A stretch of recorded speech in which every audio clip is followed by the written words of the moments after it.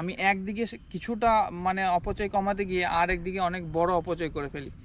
আপনি যদি ঘাস মারা না দেন তাহলে 1 বিঘে জমিতে আপনার প্রায় 4 থেকে 5টা লেবার লাগবে নিড়ান করার জন্য।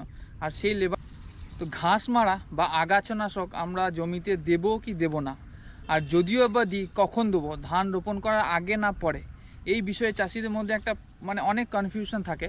তার কারণ হচ্ছে ঘাস মারা দিলে নাকি ধানের ক্ষতি হয়ে যায়, এটা অনেক চাষির মধ্যে ধারণা আছে। তো এই বিষয়ে আজকে এই ভিডিওতে আমরা আলোচনা করব আপনাদের সঙ্গে। তো ঘাস মারা দেবো কি দেবো না, এই বিষয়ে আমার ব্যক্তিগত যেটা মত, ঘাস মারা অবশ্যই দেবো। কারণ ঘাস মারা যদি না দিই, যে পরিমাণ নিড়ানি লাগবে 1 বিঘে জমিতে, সেই খরচাটা আপনি কোনোভাবেই পূরণ করতে পারবেন না। আপনি যদি ঘাস মারা না দেন তাহলে 1 বিঘে জমিতে আপনার প্রায় 4 থেকে 5টা লেবার লাগবে নিড়ান করার জন্য।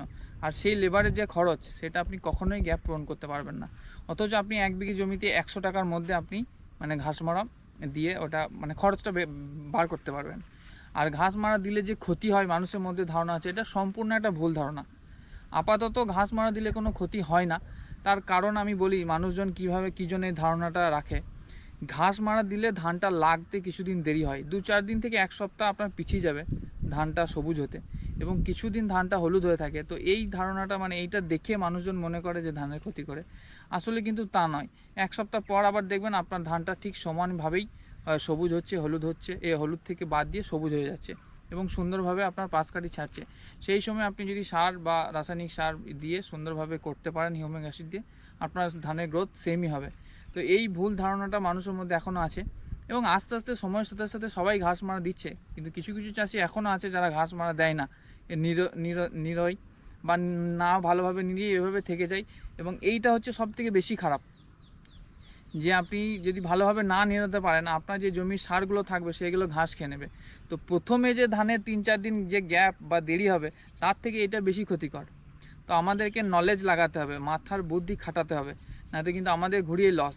আমি একদিকে কিছুটা মানে অপচয় কমাতে গিয়ে আর একদিকে অনেক বড় অপচয় করে ফেলি। তো এই জিনিসটাকে আমাদেরকে মানে শিক্ষা সব জায়গাতেই লাগে, সে চাষ হোক, মাঠ হোক, বা ফ্যাক্টরি হোক, বা স্কুল কলেজ বা বিজনেস, যেখানেই আপনি যাবেন, এডুকেশন মাস্ট। তো এই জিনিসগুলো আমাদেরকে নলেজটা গেইন করতেই হবে, নাহলে কিন্তু আমাদের লস। মানে কৃষিক্ষেত্রে এই জিনিসটাই বেশি হয়, মানুষ সঠিক তথ্যটা জান না, যার ফলে ভুল জিনিসটা অ্যাপ্লাই করে এবং লসের সম্মুখীন হয়, এবং দোষ হয় পুরো এই জীবিকাটা। কৃষিকাজ মোটেই লস মানে মানে খুবই লাভজনক একটা জীবিকা, যেটাকে যদি নিয়ম মেপে সঠিক নিয়ম অনুযায়ী করা যায়। তো আমি এই যে বিষয়টা আপনাদের সঙ্গে শেয়ার করছি, এটা কিন্তু সম্পূর্ণ আমার ব্যক্তিগত অভিজ্ঞতা, মানে আমি যেটা অ্যাপ্লাই করি সেটাই আমি আপনাদের সঙ্গে শেয়ার করছি। এবং মেন ব্যাপারে আসি, তারপরে সেটা হচ্ছে ঘাস মারাটা কখন দেবো, জমিতে ধান রোপণ করার আগে না পরে। এটা 2 টাইমেও দেওয়া যায়, আমি 2ভাবেই দিয়ে থাকি। কিছু কিছু জমিতে ধান রোপণ করার আগে দিই, কিছু কিছু জমিতে ধান রোপণ করার পরে দিই। এবং কারণটা বলে দিই, কারণ যেসব জমি ধরুন অনেক দূরে, সেগুলোতে আমি ধান রোপণ করার আগে দিই। মানে 1 লিটারের পানির বোতলে পরিমাণ মতো ওষুধটা ঢেলে মানে এইভাবে ছিটিয়ে দিই জায়গায় জায়গায়, যতটা ভালোভাবে পারা যায় এইভাবেও কাজ হয়। কিন্তু সবথেকে ভালো যেটা কাজ হয়, মানে আমার ব্যক্তিগত অভিজ্ঞতা থেকে বলছি, ধান রোপণ করার পর বালির মধ্যে পরিমাণ মতো মিশিয়ে সেই বালিটাকে পুরো জমিতে যদি সমানভাবে ছেটানো হয়, এইটাতে সবথেকে ভালো কাজ হয়। আমি আমার অভিজ্ঞতাতে যেটা দেখলাম লাস্ট 2-3 বছর থেকে, এই পদ্ধতিতে সবথেকে ভালো ঘাস মারার কাজ হয়।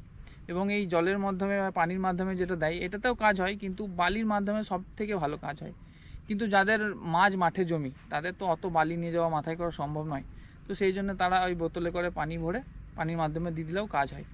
এইটা ছিল মানে ঘাস মারা দেওয়ার আমার অভিজ্ঞতা অনুযায়ী পদ্ধতি আপনাদের সঙ্গে শেয়ার করলাম।